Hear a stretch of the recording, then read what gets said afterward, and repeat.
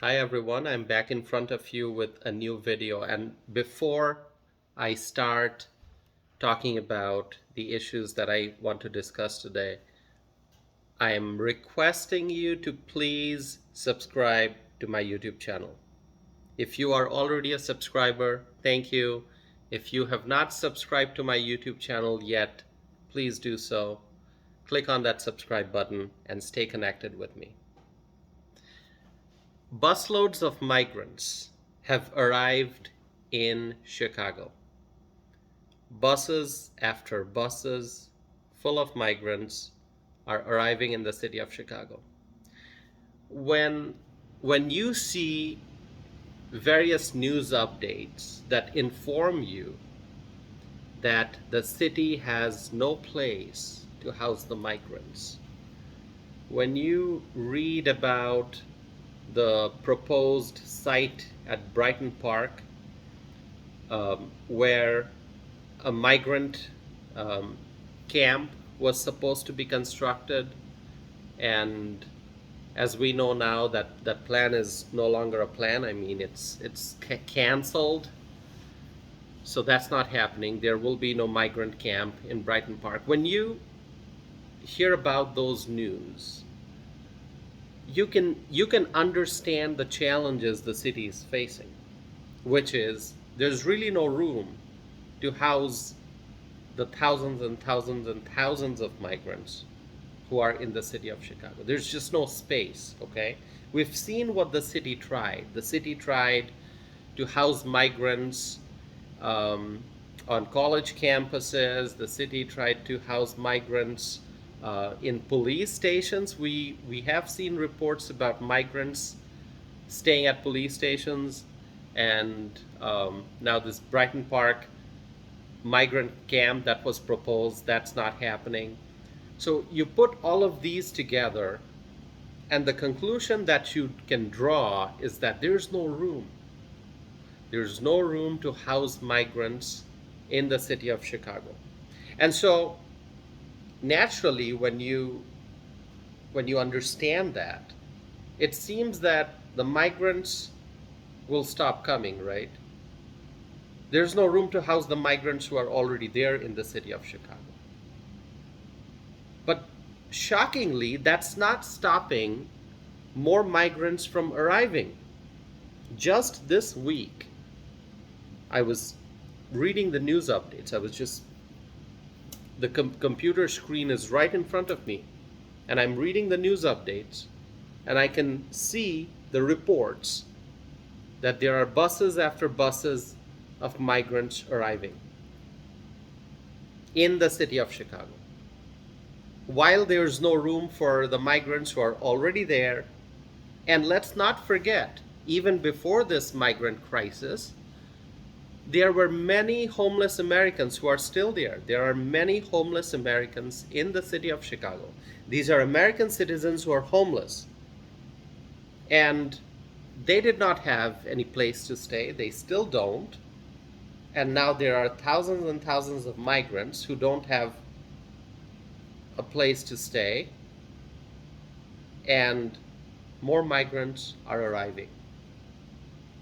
There are no words to describe how serious this situation is.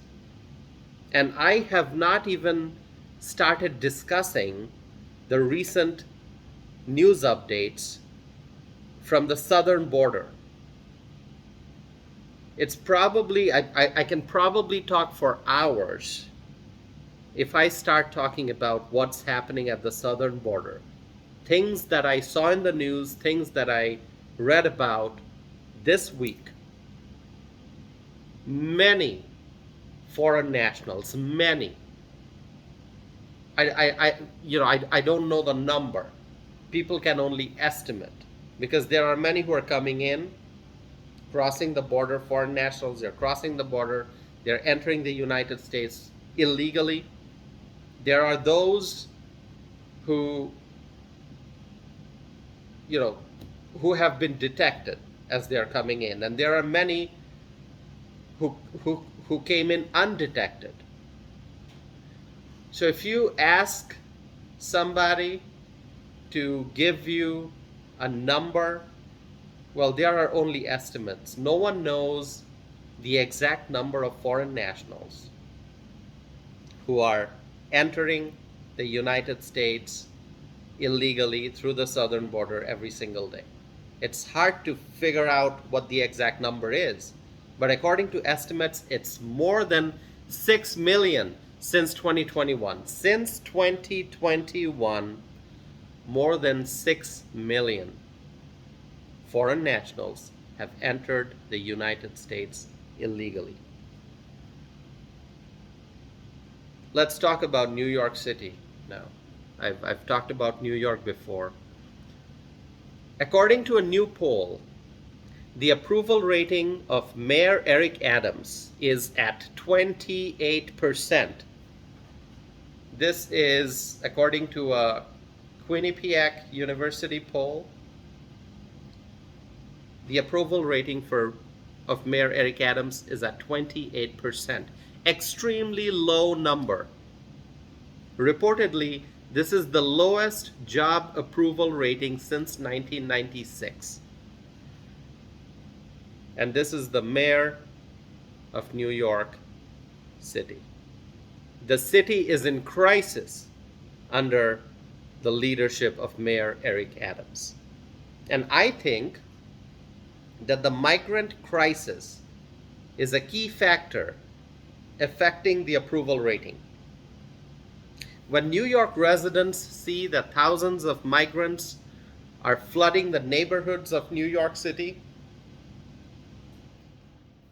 who would the residents blame for this chaos?